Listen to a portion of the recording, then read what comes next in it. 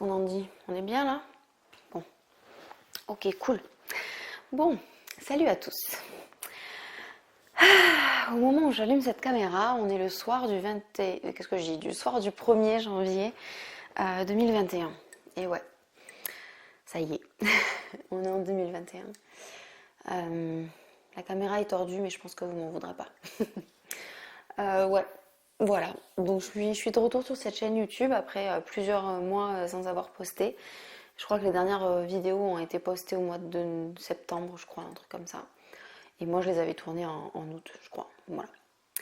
Donc ça fait un bon moment et ouais, ça y est, on a changé d'année. Comme toujours, comme d'habitude, comme depuis des années, je reviens à la fin de l'année à chaque fois pour faire un petit bilan, voilà, pour faire le point ensemble. Je fais toujours des vidéos comme ça, je trouve que c'est chouette, ça me plaît et j'aimerais bien que ce soit pas tordu.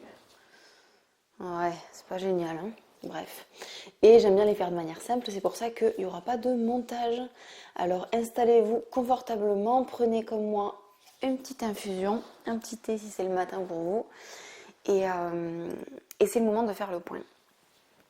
Ces vidéos, ces points-là me permettent à chaque fois de prendre le temps de faire un stop en fin d'année et en début d'année, parce que c'est toujours dans ces dates-là que je fais ça, et de regarder un peu tout ce qui s'est passé. Toutes les années sont toujours riches de plein de choses différentes. Cette année 2020 eh ben, a été bizarre et difficile pour tout le monde et bien sûr pour moi aussi. Et c'est un peu le moment de voilà d'aller regarder ce qui se passe, ce qui s'est passé, de voir où j'en suis pour pouvoir me lancer dans la nouvelle année un peu plus légère ou un peu plus sûre de ce qui s'est passé. Là, je vous avoue que on est donc le premier, hein, c'est voilà la première journée de la nouvelle année. Ça fait toujours bizarre de voir ça. Il est 19h14 et je me sens pas en 2021. Là, j'ai pas eu. Je viens juste de finir de faire le point dans ma tête.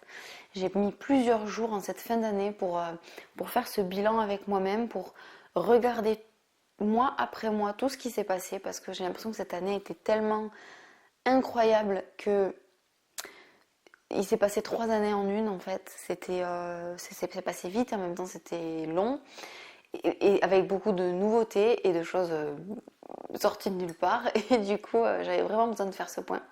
Donc là, ça fait plusieurs jours que je prépare. Alors, je prépare pas cette vidéo en tant que telle. Je veux dire, je vais pas faire un gros travail d'écriture de vidéo. C'est pas du tout ça. Mais rien que pour que moi, je sois au clair avec moi-même du point que je vais faire maintenant, j'ai pris plusieurs jours. J'ai décidé cette année de me faire et de vous faire une rétrospective de l'année, mois après mois.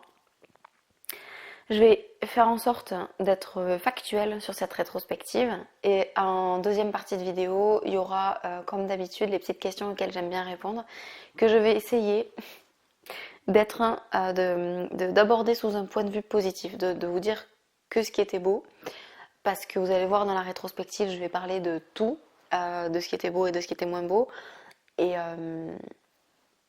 autant finir sur quelque chose de positif, ça fait du bien à tout le monde. Donc, c'est parti pour ce petit bilan de l'année. Il y aura une autre vidéo que je posterai dans quelques jours sur les projets pour l'année prochaine. Là, on est vraiment sur le bilan de 2020. Si vous n'avez pas vu, si ça vous intéresse, si vous êtes curieux et que vous voulez aller voir les vidéos de l'année dernière, j'avais fait pareil, j'avais fait une vidéo bilan de l'année 2019 qui a été complètement ouf mon année 2019, mais bon voilà, comme toutes les années en fait, mais bon, surtout ces dernières années, ça accélère. Et après j'avais fait une vidéo projet. Donc si vous voulez aller vous marrer, vous pouvez aller d'ores et déjà regarder la vidéo projet 2020 et vous aurez bien compris rien qu'avec le titre que bon, on n'a pas pu faire ce qui était prévu, mais bon, j'en parle maintenant. Donc, bilan 2020, j'ai mes notes dans mon cahier parce que je crois que mon cerveau n'est pas du tout capable de se souvenir de tout ça. Et comme je vous ai dit, j'ai mis plusieurs jours à me rappeler de tout ce qui s'est passé en fait. Et je suis presque sûre que j'en oublie. Pourtant, j'ai essayé d'être complète, mais bon. Alors, cette année 2020, elle a bien commencé. Elle a bien commencé avec les ateliers du samedi notamment. Vous avez peut-être suivi, alors si vous me suivez sur Instagram ou sur Facebook, mais surtout Instagram, vous avez dû suivre un petit peu ce qui s'est passé. Mais du coup, fin d'année 2019 et début 2020, sur janvier, février et mi-mars du coup, on était à fond dans les ateliers du samedi avec Paul. On en a fait toutes les semaines, sauf exception, mais je crois qu'en fait on en a fait toutes les semaines, tous les samedis. C'était trop bien, on a rencontré plein de gens merveilleux. Ce début d'année 2020, il était... en fait, je pense qu'il paraît beaucoup plus beau que ce qu'il était parce que c'était avant le Covid et avant les confinements. Et que du coup, quand là je le regarde, j'ai un peu la nostalgie de ces quelques semaines qu'on a eues en début de 2020 qui étaient... c'est comme si c'était innocent, quoi. Genre, on savait pas ce qui allait nous tomber sur la tête, on n'était pas conscient de l'ampleur qu'allaient prendre tous ces événements, des conséquences, des responsabilités qu'on allait devoir prendre chacun et tout. Donc j'ai beaucoup de petite nostalgie sur cette petite période-là. C'était une période hyper chargée, janvier, février, mars, là. Donc des ateliers tous les samedis, des conférences pour Paul quasiment toutes les semaines, des conférences qu'il a organisées lui-même. Pas toutes les semaines en fait, c'est pas tous les 15 jours, mais c'était quand même beaucoup. Et il y avait des semaines où il en a fait plusieurs dans la semaine.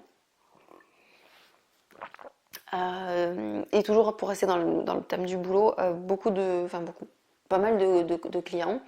À partir de janvier, j'ai eu des clients qui sont arrivés, notamment grâce à la publication de l'émission Ça commence aujourd'hui, où je suis passée sur France 2 l'année dernière. Et ça a été publié en fin novembre, rediffusé fin décembre sur YouTube. Et du coup, il y a eu des pics de vues sur ma chaîne YouTube de coaching. Ce qui m'a valu des nouveaux clients à partir de janvier. Pas beaucoup, mais quelques-uns, et sur le long de l'année ça a été sympa. Et les ateliers aussi, il y a des personnes qui sont venues en atelier et qui ont ensuite demandé à avoir un coaching individuel avec moi, donc ça a commencé à se lancer là et c'était vachement chouette. Niveau perso, en février, janvier-février, on a eu les derniers résultats, enfin les résultats tout court des tests ADN sur mon ADN. Si vous ne savez pas de quoi je parle, regardez les vidéos de l'année dernière parce que je vais vous raconter un peu le parcours, un peu beaucoup le parcours dans lequel on s'est engagé avec mon chéri pour savoir si j'étais porteuse du gène de la mucoviscidose ou pas, savoir si on faisait des enfants biologiques ou pas. Voilà. Donc du coup j'ai eu les résultats des tests génétiques, on a eu les rendez-vous avec la généticienne. Bon, je vais pas en parler là parce que ce serait beaucoup trop long déjà que ça va être long. Je ferai si besoin, si ça intéresse quelqu'un, dites-moi en commentaire si ça vous intéresse. Je ferai une vidéo qui parle de ça ou alors le jour où le projet avancera un petit peu quoi, mais voilà. En tout cas j'ai eu les résultats génétiques, c'est pas génial mais c'est pas grave ou dramatique non plus. Donc voilà, donc on a eu ces rendez-vous-là, on s'est beaucoup posé les questions par rapport à l'adoption. J'ai adhéré à un groupe Facebook sur Facebook, un groupe Facebook quoi, qui pour les parents qui sont dans la démarche d'adoption, hein, qui est une démarche très compliquée. Donc j'ai adhéré là pour me mettre dans le bain un peu, pour juste voir ce qu'on allait faire en fait, parce qu'on n'a toujours rien décidé de toute façon. Et ça s'annonce pas terrible, mais bon voilà. Donc voilà, et puis ces 3 premiers mois là de 2020, c'était aussi, mais j'étais à fond dans l'organisation du mariage, vraiment à fond, parce qu'on devait se marier le 6 juin 2020. Et donc du coup, janvier, février, mars, c'était les dernières lignes droites en fait. Hein. On commençait à organiser précisément la cérémonie. En mars, du coup, j'allais récupérer ma robe qui avait été commandée quelques mois avant. Paul est allé faire ses essayages de costumes, commander son costume. On s'occupait des bagues, alliances et tout ça. Et puis tout ce qu'il y a autour en fait. Tout ce qu'il y a autour, les photos, coiffure, il fallait que je réfléchisse à tout ça un petit peu. Donc voilà. Et surtout organisation de la cérémonie. C'était ça qui était surtout le plus important. Donc on a donné les faire-part. Enfin, on n'a pas fait de faire-part, on avait un site internet. Mais voilà, on a envoyé les invitations, on va dire, dans ces mois-là. Et du coup, c'était à fond dans l'organisation du mariage au taquet. Avec une première mauvaise nouvelle.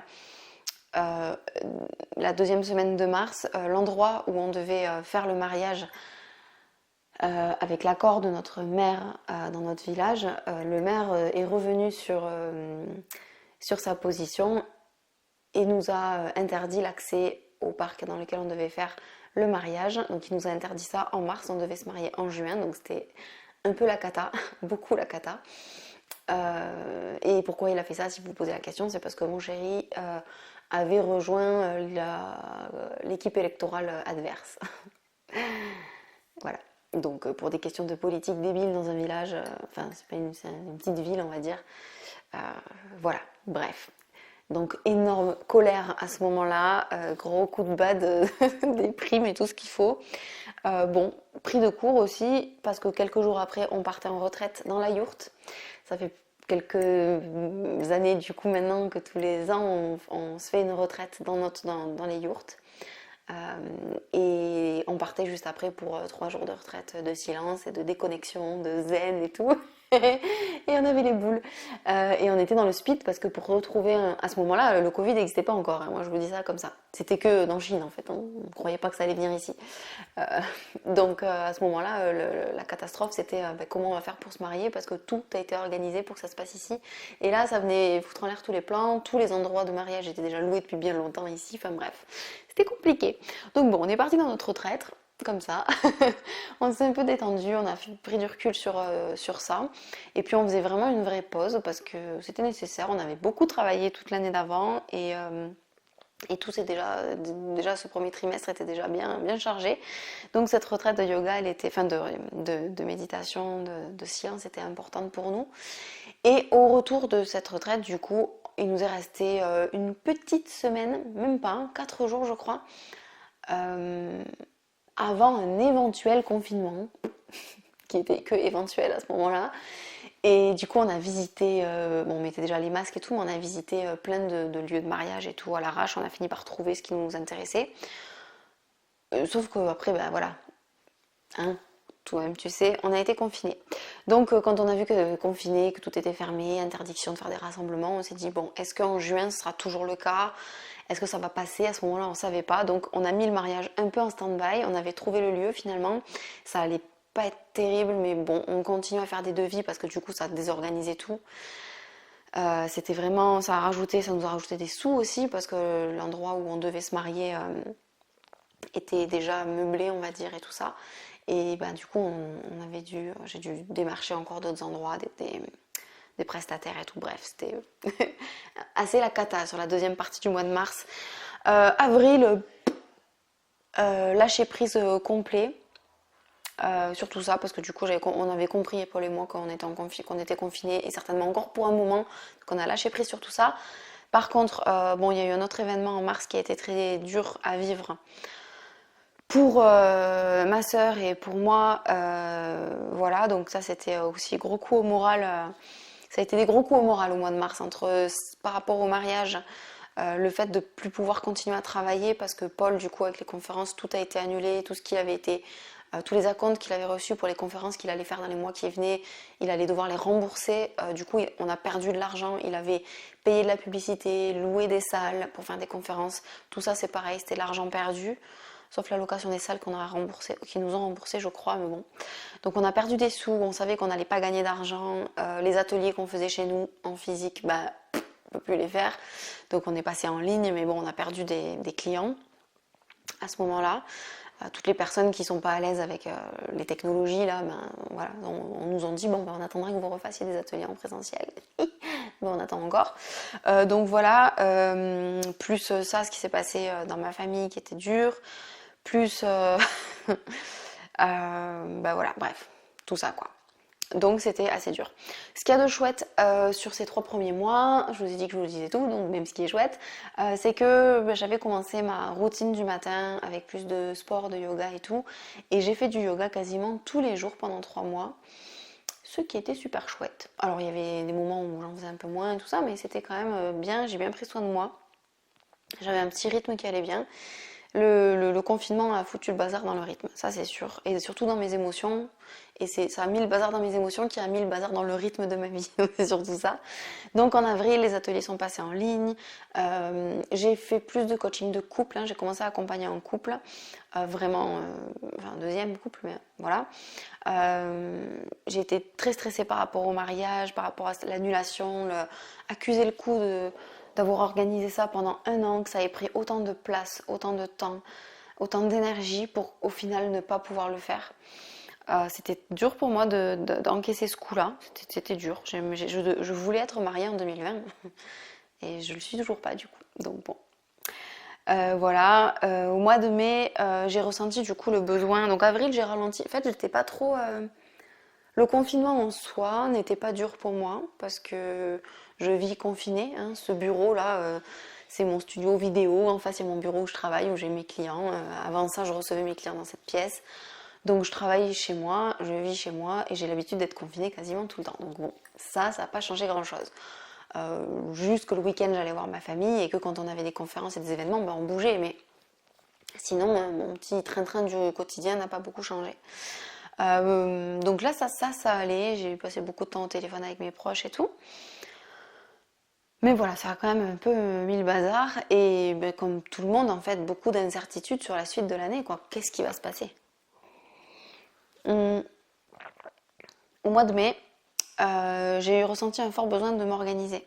Parce qu'en fait, ce début d'année 2020 était censé être celui de mon organisation de mariage et de mon mariage. Et j'avais encore plein de choses à organiser si des fois on allait se marier, si l'organisation n'était pas annulée.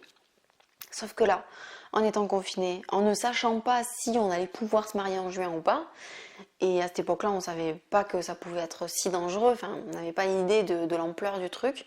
On commençait à avoir une idée, mais c'était comme ça là. Hein.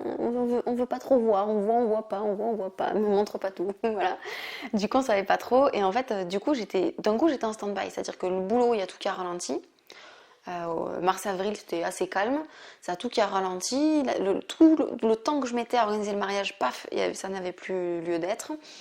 Bon, on pouvait plus sortir de chez nous non plus. Enfin, c'était voilà. Et du coup, je me suis retrouvée avec mon auto-entreprise et quand même mes clients et tout, hein, mais à me rendre compte que d'un coup, il y avait moins de rush en fait. J'étais dans un rush depuis le début de l'année et d'un coup, il y avait moins de rush. Et cette chute d'activité du fait des événements m'a amenée à être très désorganisée. Quand j'ai plein de choses à faire, ça va, tout rentre dans l'emploi du temps. Quand j'ai pas beaucoup de choses à faire, c'est dur. C'est dur pour m'organiser, c'est un peu le bazar, je procrastine beaucoup et tout. Donc j'aime bien quand j'ai plein de trucs à faire quand même. Du coup, j'ai ressenti un fort besoin de m'organiser en mai. J'étais un peu en perte de sens, j'avais besoin pas de me motiver, mais je me suis rendu compte que je fonctionnais plus comme avant. Et j'avais déjà connu dans ma vie 3 ans auparavant, 3-4 ans auparavant, une période assez calme où j'avais peu de projets. Et c'est une période dans ma vie où je m'étais organisée autour de mon développement personnel et du bien-être, globalement. Je vous l'ai fait dans les grandes lignes. Et j'étais bien organisée. Je me faisais des défis, je travaillais sur moi, je lisais des bouquins. Enfin, j'étais dans une dynamique personnelle il y a quelques années. Et là, pendant ce confinement, en fait, je voyais tout le monde. On a tous vu ça sur le premier confinement. Tout le monde s'est mis à faire de la méditation, du yoga, de la cuisine. Les choses que nous on fait déjà en fait, donc et beaucoup de gens sont mis à travailler sur eux, ont découvert des trucs, enfin ça a été une période d'introspection pour beaucoup de gens, et moi cette introspection je l'avais déjà vécue, et en fait ça m'a remis dedans, sauf que j'aurais aimé être comme tout le monde et profiter, tout le monde disait ça, on va profiter du temps qu'on a vu qu'on est confiné pour faire d'autres choses. Et le truc c'est que moi j'étais déjà à la maison depuis quelques mois vu que je suis qu'à mon compte, donc j'ai pas vraiment fait ça, c'est bizarre. Et du coup ça m'a reprojeté sur l'époque où j'étais comme ça. Et je me suis rendu compte de la différence en fait, parce que j'ai énormément changé comme tout le monde depuis plusieurs années, et du coup j'ai vu la différence entre avant et cette année, et je me suis dit mais en fait qui tu es. Enfin, je me suis vraiment remise en question sur mon identité parce que je ne fonctionnais plus de la même façon. Ce qui me motivait avant me motivait plus aujourd'hui. Ce qui me motivait aujourd'hui, c'était pas très clair. J'arrivais plus à savoir si j'étais une meuf du matin ou du soir parce que moi, à la base, dans ma tête, pour moi, dans mon identité, je suis une meuf qui aime me lever tôt. Je suis une meuf qui aime être du matin. J'adore regarder le lever du soleil. Mais en fait, j'adorais, enfin, ou j'adore toujours, mais c'est plus le cas. Et je me suis rendu compte cette année que j'étais plus comme j'étais il y a 3 ans. Et j'ai vraiment eu besoin de refaire un travail sur vraiment mon identité, mes besoins, mes valeurs, mon fonctionnement, ma manière de me motiver, de me challenger, comment je fais pour pas procrastiner. J'étais vraiment, je veux dire, au-delà des outils de coaching que je connais par cœur, bien sûr, c'est mon métier, mais une vraie remise en question sur mon identité. Parce que ce confinement me mettait face à une situation que j'avais déjà connue et que j'adore. Parce que moi, rester chez moi, je suis très casanière, donc rester sur mon petit canapé avec mon plaid et mon chat, j'adore ça. Moi, c'est un cadeau qu'on me fait quand on m'oblige à rester chez moi. Ouais, ça m'a mis face à ça et ça a fait émerger des choses. Donc, fin mai, début juin, en plus on approchait de la date du mariage normalement. Je crois qu'on a été déconfinés mi-mai. Mais avec Paul, à ce moment-là, on avait très peur du Covid. Parce qu'on ne savait pas du tout ce que ça faisait sur sa maladie. On n'avait pas de recul de la part de l'association Vaincre la mucoviscidose. On n'avait pas de recul de la part des CRCM, donc des centres pour la mucoviscidose, des médecins et tout ça. On ne savait pas si cette maladie était clairement mortelle sur quelqu'un dans son état de santé. Surtout qu'il allait vraiment pas bien cet hiver, mais vraiment pas bien. Il est tombé très bas cette année. Il est tombé à 41% de capacité respiratoire, c'est le plus bas qu'il a connu de sa vie, en fait. Et du coup, on en avait très peur. Donc en fait, quand on a été déconfiné officiellement mi-mai, avec Paul, on a décidé de rester confiné au moins un mois de plus, le temps de voir si le déconfinement faisait remonter les cas. Même si notre région dans l'Hérault a pas été, autour de chez nous, c'était pas très grave. Enfin, c'était grave bien sûr, mais c'était pas la pire région de France, quoi. Donc, mais bon, on est resté confiné du coup jusqu'à mi-juin. Donc pour moi, le confinement, voilà, c'est de mi-mars à mi-juin. Enfin non, on s'est déconfiné fin juin en fait. Mais bon, bref. Voilà. Donc début juin, le non-mariage. Et j'ai eu besoin, mais vraiment symboliquement, j'ai eu besoin de... J'attendais que cette date passe. Il fallait que je vive cette journée du 6 juin qui aurait dû être celle de notre mariage. J'étais dégoûtée. J'ai eu du mal. Hein. J'ai vraiment eu du mal à passer outre ça. C'était super dur. J'étais dans tous mes états émotionnels, quoi. C'était un joyeux bordel.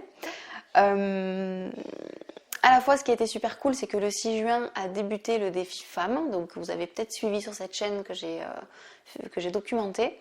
Ça a commencé le 6 juin, le jour où j'aurais dû me marier. Et ça m'a mis du baume au cœur sur cette journée. Je me disais, bon, bah, ça clôture un cycle et ça en démarre un autre. Voilà, il y a quand même quelque chose qui se passe ce 6 juin.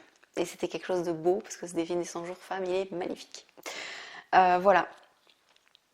Et du coup, vu que tout le mois de mai, j'avais été dans ce besoin de reconnecter à mon identité, j'ai commencé à mettre des actions fin mai et début juin en prenant rendez-vous avec des coachs, en prenant rendez-vous avec des thérapeutes pour faire le point.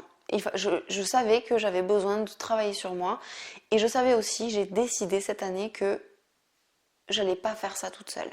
Parce que ça fait bien assez d'années que je fais mon développement personnel quasiment tout le temps toute seule. Et que je n'engage personne et que je fais tout en autonomie, en auto-coaching et c'est épuisant, c'est super dur de tout faire tout seul. Alors tu as l'avantage de plein de choses, hein. Déjà ça te coûte pas d'argent ou très peu parce que tu n'as pas besoin d'engager quelqu'un et puis tu fais ça à ton rythme et tout, mais j'étais épuisée de m'occuper de moi toute seule, c'est dur de faire ça tout seul et même si j'ai cette force et que j'arrive à le faire habituellement, ben c'est quand même dur et cette année j'ai vraiment décidé de lâcher un peu mon ego qui veut y arriver toute seule, mais t'es forte, t'es coach et t'es thérapeute toi aussi et si tu le fais pour tes clients, tu vas le faire pour toi, tu vas y arriver forcément, mais j'ai lâché ça et j'ai accepté de demander de l'aide. Ça, c'était un gros pas en avant pour moi. Donc voilà, rendez-vous avec plusieurs coachs, J'ai fait une séance pour établir mon profil MBTI parce que les sites en ligne me donnaient 3 résultats différents. À chaque fois que je faisais le test, j'avais un profil différent qui sortait, donc je me suis rendu compte que j'étais un peu chelou et qu'il fallait qu'un humain diagnostique ça à ma place, enfin à la place du test. Donc j'ai fait ce diagnostic, j'ai eu rendez-vous ensuite avec une hypnothérapeute que j'ai engagée pour commencer ma thérapie en hypnose. Et puis j'ai eu besoin de lister tous mes rêves, tout ce que je voulais accomplir dans ma vie, tout ce que je pouvais projeter dès aujourd'hui. Oh, je vais. Et ben voilà. Et puis je réfléchissais à engager une coach pour des raisons personnelles et également professionnelles parce que coaching, organisation, business, ça m'intéressait aussi. Et puis au mois de juin, mai-juin, j'ai eu beaucoup de boulot, beaucoup de clients parce qu'en fait, il y a eu l'effet cumulé de 3 événements. Il y a eu l'émission télé sur laquelle je suis passée, qui m'a amené des nouvelles personnes en coaching, même en consultation surtout, pas vraiment des coachings suivis, il y en a eu, mais surtout des consultations. L'effet cumulé des ateliers du samedi qui ont aussi permis à d'autres personnes de nous connaître et de demander un coaching. Et l'effet cumulé du confinement qui a fait déprimer, qui a créé des grandes prises de conscience pour certaines personnes et qui ont permis aux gens de se dire non mais stop, j'en profite pour me faire accompagner.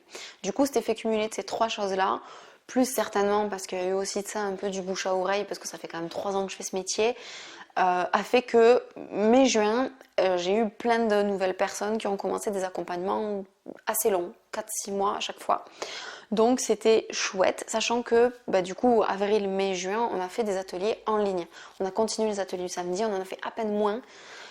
Et on les a fait via Skype et via non pas Zoom, via Skype juste. Voilà. Oups, je touche le micro. Et comme fin mai, début juin, j'avais fait mes rendez-vous avec des coachs, j'ai notamment eu la chance du coup d'avoir directement Esther Taïfé au premier rendez-vous, quand j'ai pris rendez-vous pour me faire coacher peut-être par elle en fait. Du coup, j'ai commencé comment dire. En fait, à la base, j'avais pris rendez-vous pour faire un point par rapport à mon rapport à la nourriture.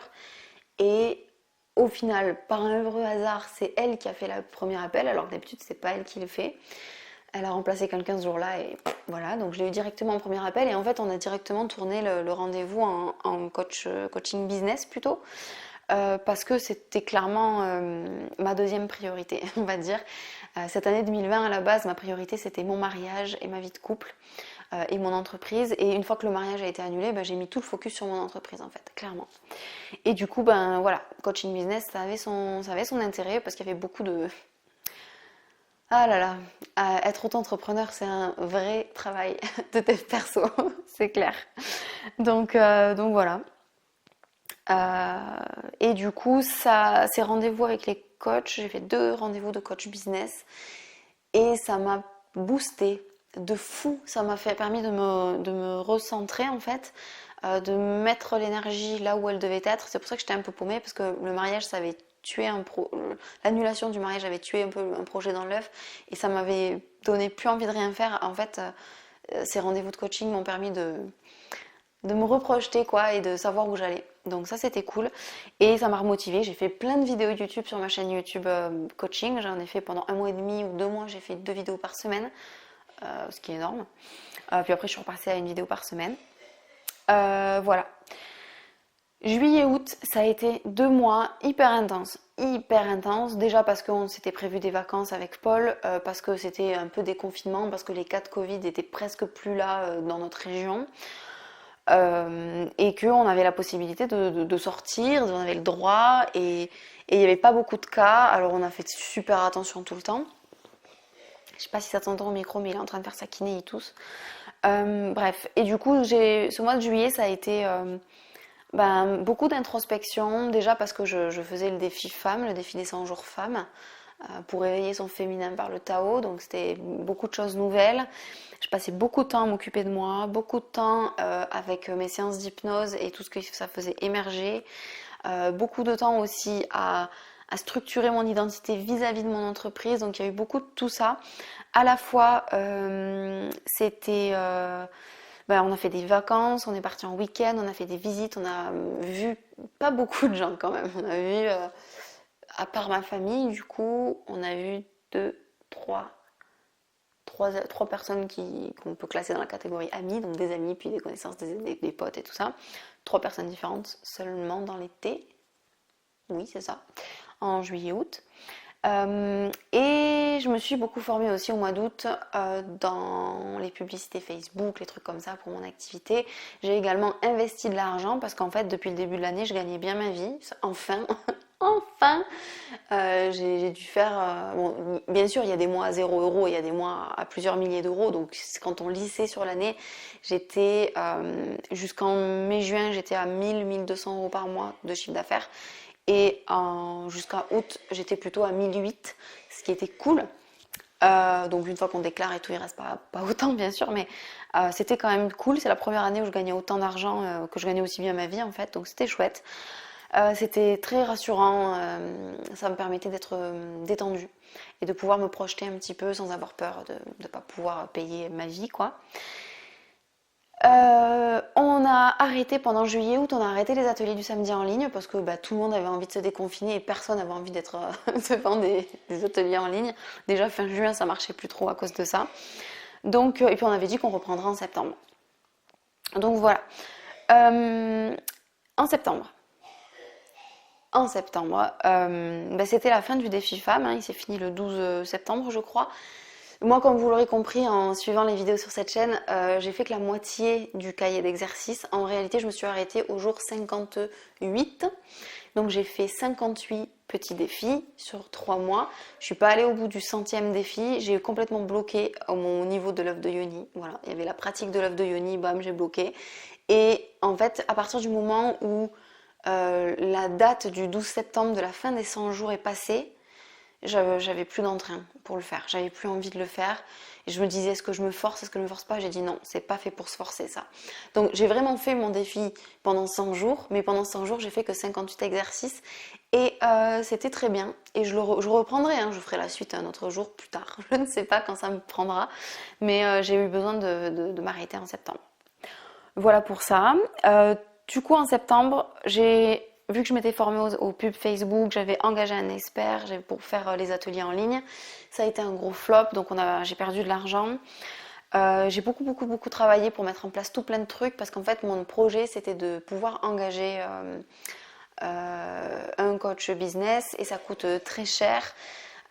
Et et je voulais gagner des sous pour ça, et pour gagner des sous, il fallait que je travaille, donc j'ai travaillé comme une ouf pour que ça marche. Ça a marché, hein, ça a marché, j'ai eu des sous, mais pas assez pour payer ce coaching, et au final, à partir de septembre, comme vous allez le voir, là c'est en passe dans la dernière phase de l'année, j'ai pas eu d'argent. Là, octobre, novembre, décembre, j'ai fait 0 € de chiffre d'affaires sur ces 3 mois-là. Ça pique un peu. Donc voilà, en septembre, qu'est-ce qui s'est passé pour moi au niveau de mon dev perso, donc fin du défi femme.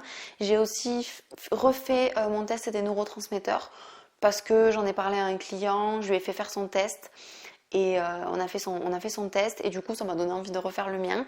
Quand j'ai refait mon test, je me suis rendu compte que j'étais carencée en GABA, mais de ouf, hyper carencée en GABA, vraiment beaucoup trop. Et en fait, c'était comme il y a 3 ans.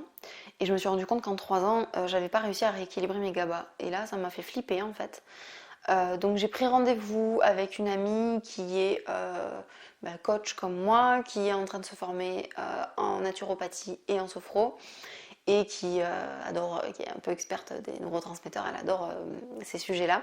Donc on en a parlé ensemble, on a fait le point et elle a décidé de me donner accès à un suivi naturopathique avec elle parce qu'elle est en formation, que j'étais un peu sa cobaye, c'était super cool, et dans le but de réguler ça en fait. D'ailleurs, il faudrait que je refasse mon test parce que peut-être que ça va mieux. Donc c'est là où j'ai fait un bilan naturopathe, sophrologie. Je faisais beaucoup de bruxisme depuis le mois d'août. J'avais très mal à la mâchoire. Quand je faisais ça, là, ça me faisait super mal. Et j'étais très fatiguée. Mi-septembre, épuisée. Épuisée de l'année qui s'était déroulée jusque-là, d'avoir autant travaillé, d'avoir stressé par rapport à la santé de Paul aussi beaucoup de peur, beaucoup de peur par rapport au Covid, ça nous a fait très très peur au début de l'année. Euh, je commençais à ressentir un ras-le-bol quoi, de cette année. Jusque-là, ça allait à peu près. Je tenais le coup quoi. En septembre, c'était vraiment dur. Ça commençait à être lourd d'avoir touché aucun autre humain, mis à part Paul, depuis le mois de mars, depuis début mars. Je veux dire, les derniers câlins que j'ai faits, c'était aux ateliers du mois de mars. Et après, voilà, on était en septembre, j'avais pris personne d'autre dans mes bras que Paul, en fait. Ce qui est très bien.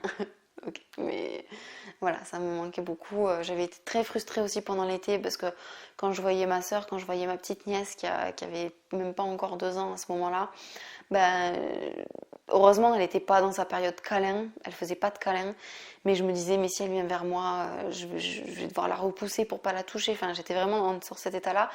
Et il faut savoir que moi, un de mes langages de l'amour principal, c'est le toucher physique. Donc moi, si je ne touche pas d'humain, j'ai l'impression que je n'aime pas mes proches et que je ressens pas leur amour. Donc c'est hyper dur, quoi. J'étais super triste de ça.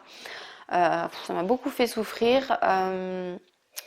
À ce moment-là, et je crois que tout est ressorti, une accumulation, toute l'accumulation, d'avoir autant travaillé, autant de changements, autant d'émotions, tout, c'est ressorti en septembre et j'étais épuisée.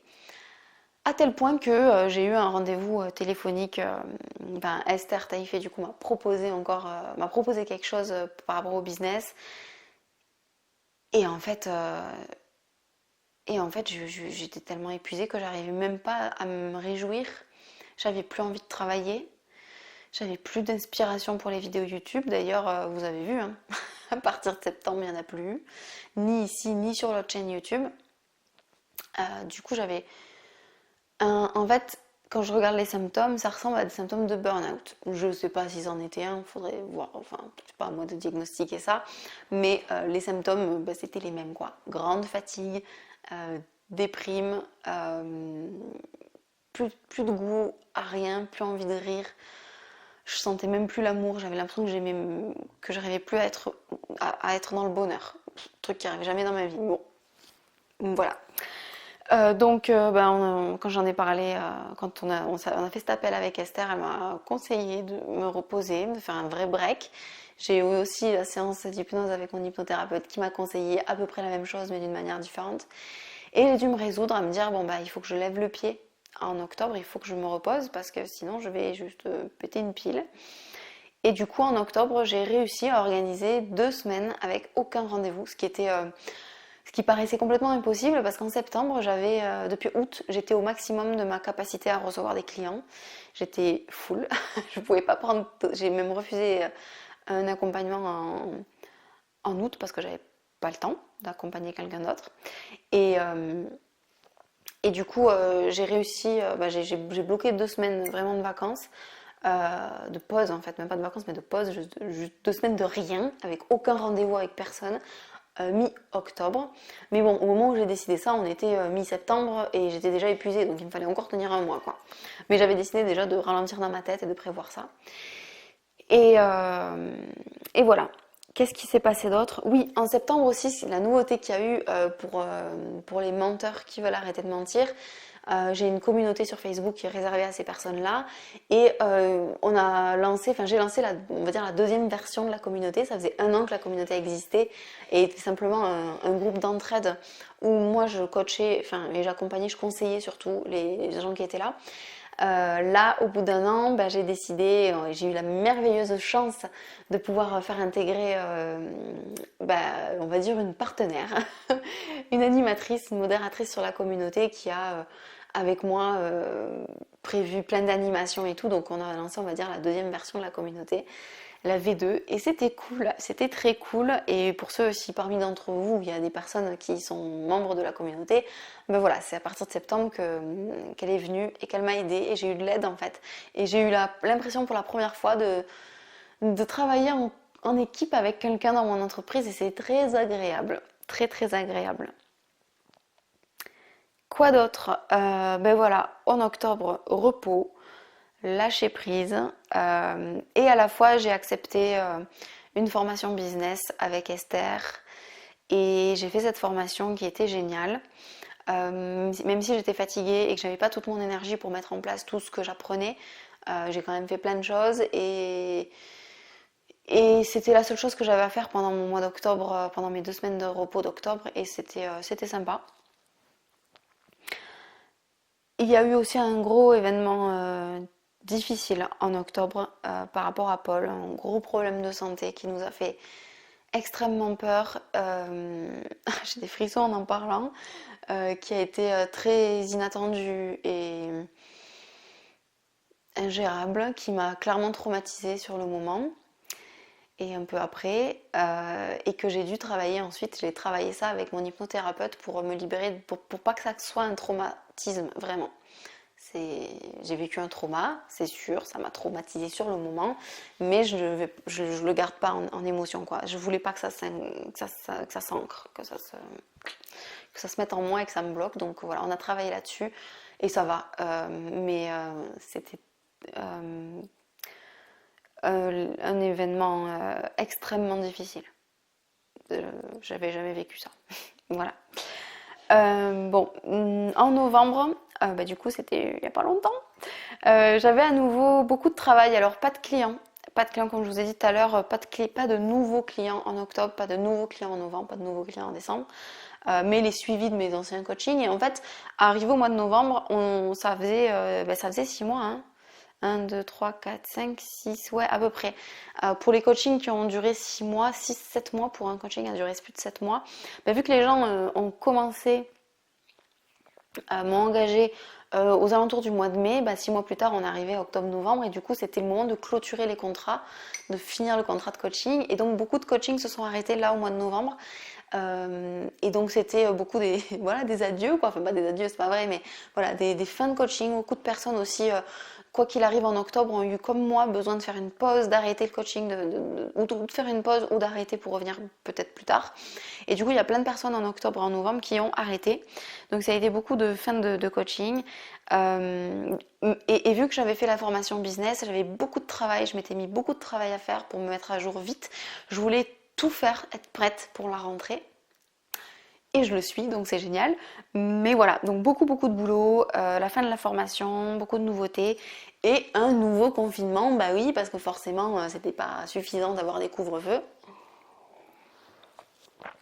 Donc confinement numéro 2. Bon, qui va pas changer grand-chose à nos vies, encore une fois, encore moins que le premier, parce qu'il était très souple et que je sais pas comment c'est chez vous, hein, mais moi dans le sud, on n'était pas très confinés, quoi. On n'a pas vu la police une seule fois. À un moment donné, les magasins ont réouvert. Enfin bref, c'était un peu bizarre. Et décembre, c'était un mois très stressant pour moi. Parce que ça faisait déjà 2 mois que je gagnais plus d'argent. Parce que beaucoup de personnes, tous les gens que j'ai eu en contact ne prenaient plus de coaching ou ont arrêté à cause du Covid. Parce que tout ça était beaucoup trop compliqué. Et du coup, c'était difficile là, le mois dernier pour tout ça. J'avais très peur qu'on soit en difficulté financière. Bon, clairement, on l'est là, en difficulté financière. J'ai l'impression que tous les ans à cette période, j'ai pas d'argent. L'année dernière, je disais pareil. Donc bon, voilà, je pense que c'est juste la fin d'année qui est pas propice au coaching probablement. Voilà, et aussi parce que j'ai investi beaucoup d'argent cette année. La caméra avec laquelle je filme, qui est une super qualité, bon là il fait nuit, hein, donc et j'ai pas voulu éclairer trop, j'ai pas envie de m'éclairer la face, mais voilà, j'ai acheté cette caméra, j'ai investi dans du matériel pour pouvoir travailler en ligne, j'ai investi dans des logiciels pour pouvoir travailler en ligne, j'ai investi dans du coaching, j'ai investi dans ma thérapie en hypnose, donc du coup il y a beaucoup d'argent qui a été investi cette année. Parce que j'ai gagné des sous, mais en même temps, vu tout ce que j'ai investi, j'ai été un peu gourmande. J'ai un peu trop investi. Et du coup là, ouais, on se retrouve un peu en difficulté financière. On est un peu, on est ric-rac de fou là en ce moment. Bon, c'est la vie. Et du coup, ce mois de décembre, en dehors de ce stress-là, ça a été surtout le mois où j'ai pris le temps de clôturer mes projets en fait. Comme je vous disais, vu que j'ai fait la formation business, j'ai clôturé un peu tous les apprentissages et tout ce que j'avais à mettre en place. J'ai fini, voilà, ça c'est fait. J'ai coché des cases, on va dire. J'ai fait des choses très nouvelles, des choses que j'avais jamais fait avant dans mon entreprise. Et puis après, c'était aussi le mois des cadeaux de Noël. Et cette année encore, j'ai fait des cadeaux de Noël un peu développement personnel, un peu fait main pour beaucoup. Et du coup, la fin là, du mois de décembre, c'était des temps en famille où j'ai pu faire Noël avec ma famille et avec la famille de Paul aussi.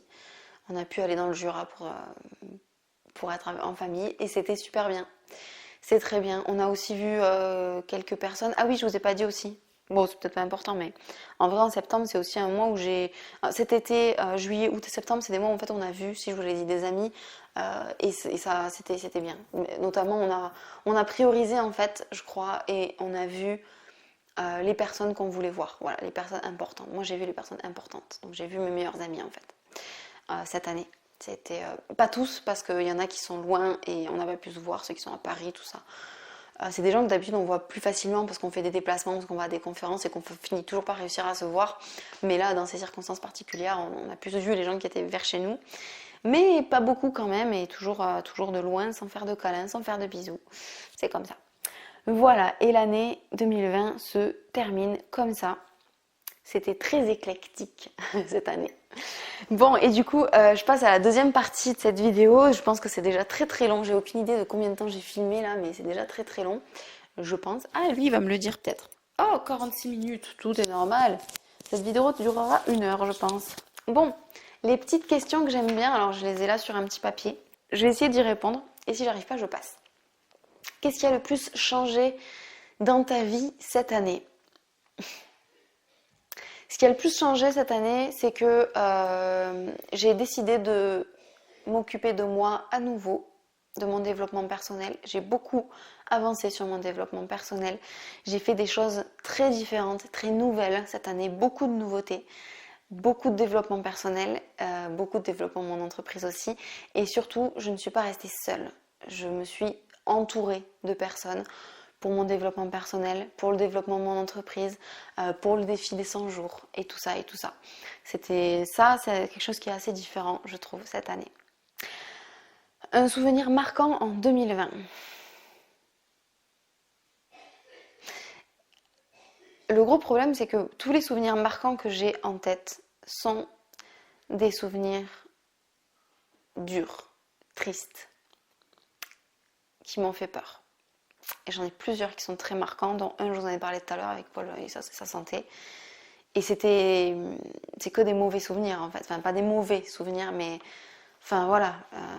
Le problème, ma soeur a eu un problème, puis l'annulation du mariage, puis Paul qui va pas bien non plus, et tout ça. Ils ont parlé du Covid en fait. Juste, enfin, est-ce que c'est pas ne serait-ce qu'un événement marquant ça ? Une pandémie mondiale qui tue des gens et qui nous contraint et qui nous enferme alors j'ai eu beaucoup de chance, du coup, beaucoup de chance, mais bon. Et est-ce que je peux me souvenir de quelque chose de positif, un souvenir marquant positif ? Je crois que c'est l'année où j'ai le plus dansé. J'ai des souvenirs où on a dansé avec Paul. On a beaucoup rigolé en fait. Et j'ai beaucoup de souvenirs de... Étrangement, j'ai beaucoup de souvenirs avec des gens cette année. Je crois que les moments que j'ai passés avec des gens cette année, c'est les moments qui ont été les plus importants. Et du coup, que ce soit des moments en virtuel ou en vrai, je veux dire, quand même, presque les 3 premiers mois de cette année ont été des mois normaux et on a vu beaucoup de monde avec les ateliers, on a rencontré des personnes formidables, mais mon Dieu, c'était tellement bien. Et s'il y en a parmi vous qui ont fait les ateliers avec nous, je vous aime, quoi. C'était tellement bien de faire ces ateliers. Donc, c'était marquant ça. Bref, je m'éparpille. Ensuite, quel enseignement, quel apprentissage tu retiens de cette année 2020 ? Je crois que cette année 2020, elle m'aura appris à mieux me connaître. Elle m'aura montré à quel point j'ai besoin de toucher les humains pour être heureuse. À quel point j'ai besoin de câlins. Je crois que cette année 2020 aussi, elle m'aura enseigné beaucoup plus de tolérance envers moi-même, envers les autres, envers la réalité de chacun Je suis déjà quelqu'un de très tolérant et très ouvert d'esprit et, j'allais dire qui ne juge pas. Si, je juge, je suis une humaine, bien sûr que je juge, mais je suis pas en train de juger négativement quelqu'un et de critiquer. En fait, c'est plutôt la critique qui est pas trop là. Bref. Et je l'ai encore moins fait cette année, je crois. Parce que tout le monde a vécu une année difficile, tout le monde. Peu importe. Là, je veux dire, on était tous sur un pied d'égalité en termes de à quel point on en a chié, quoi. Tous. Peu importe notre vie, nos facilités ou pas. Enfin. Et la souffrance, elle est vraiment dans les émotions, elle est vraiment dans la tête. Et du coup, ça, personne ne peut le juger. Donc, doit être la tolérance. Encore plus. Ensuite, mes résolutions réussies, mes résolutions ratées. Alors, là, j'ai noté mes résolutions que j'avais m'étais mises l'année dernière. Donc, dans les résolutions perso, je m'étais dit que je voulais avoir une routine du matin où je me lève tôt, où je fais du sport, du yoga, je lis et je fais des to-do list pour m'organiser, des rituels avec ma petite bougie et tout ça. J'avais dit que j'allais aussi beaucoup plus marcher en nature et faire plus de randonnées.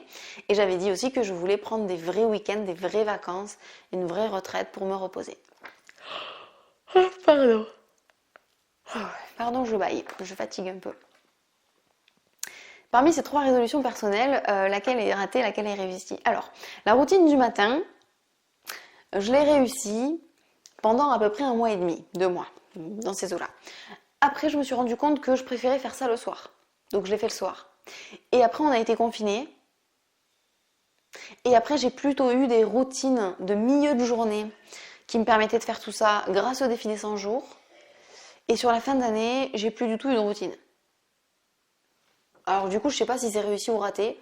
Je dirais plutôt raté dans le sens où c'est pas un truc du matin, je me lève tôt, machin, non, pas du tout. Mais plutôt réussi parce que j'ai quand même réussi à instaurer des rituels et à prendre vraiment soin de moi comme je voulais. Donc, je sais pas trop. Je sais pas ce que vous en pensez vous, mais moi j'estime que c'est bien.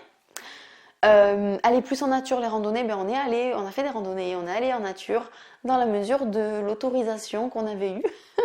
Donc c'est sûr qu'on aurait voulu faire beaucoup plus, mais parmi les plages de semaines et de temps dans lesquels on avait le droit d'aller loin de chez nous, ouais, on a fait plein de randonnées.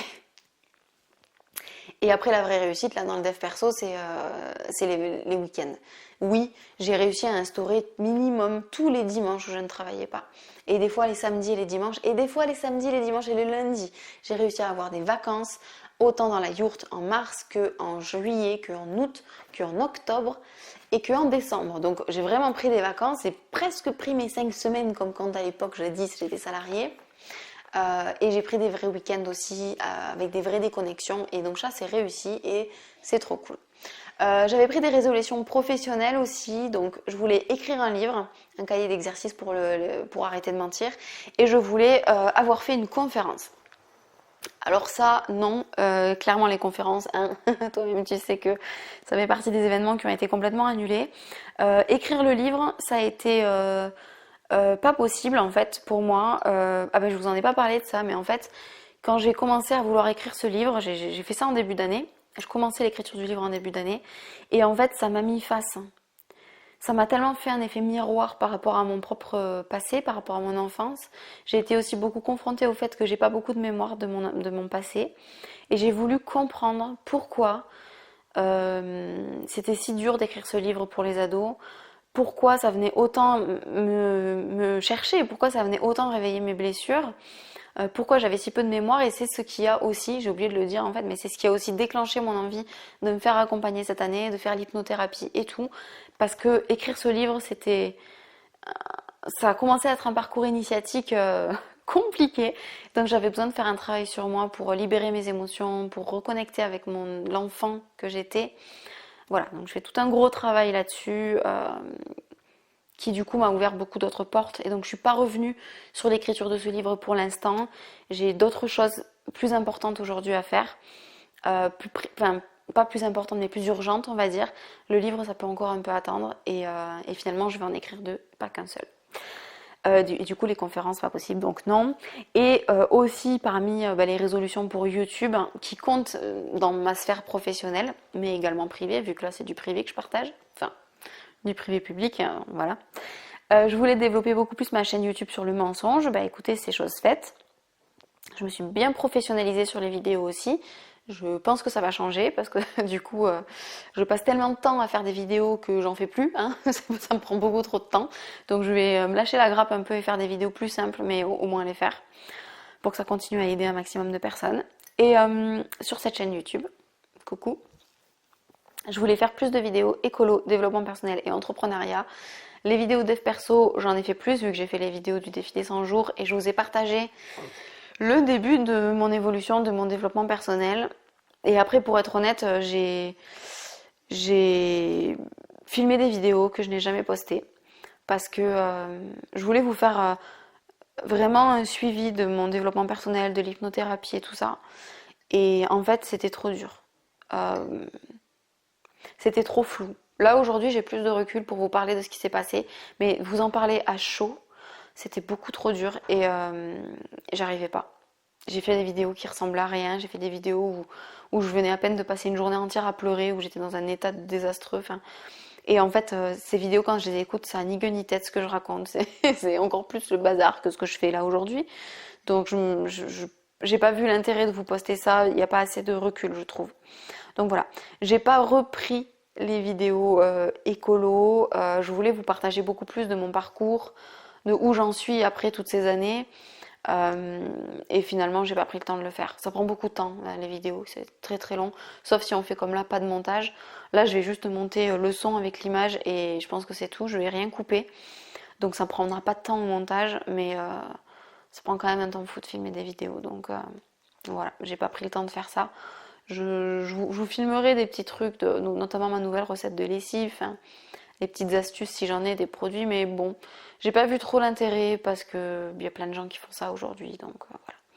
Je vois plus cette chaîne comme un journal intime privé public sur YouTube, mais et ça me fait plaisir notamment de partager certaines choses de développement personnel ici qui sont du coup directement liés à mon dev perso et qui ne me font pas parler dans une posture de coach parce que bon, bah, ça c'est pas ce que vous cherchez ici.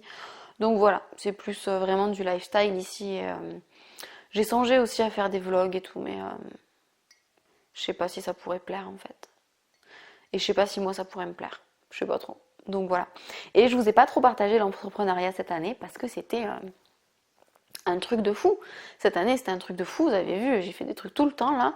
J'étais tout le temps la tête dans le guidon et des fois, j'avais envie de vous filmer une vidéo pour vous dire ouais, j'ai appris ça, mais en fait, il aurait fallu que je filme tous les jours pour vous parler de tout ce que j'ai appris au fil de l'eau. Et du coup, à chaque fois, je me disais bon, mais je ferai plus tard quand j'aurai du temps et tout. Et en fait, le temps, je le prends qu'à la fin de l'année pour faire le bilan. Donc bon, c'est déjà bien. Hein. Et de toute façon, je ferai un vrai bilan entrepreneuriat au mois de mars parce que c'est la date anniversaire du vrai lancement, on va dire, de mon auto-entreprise. Donc voilà pour les résolutions réussies ou ratées.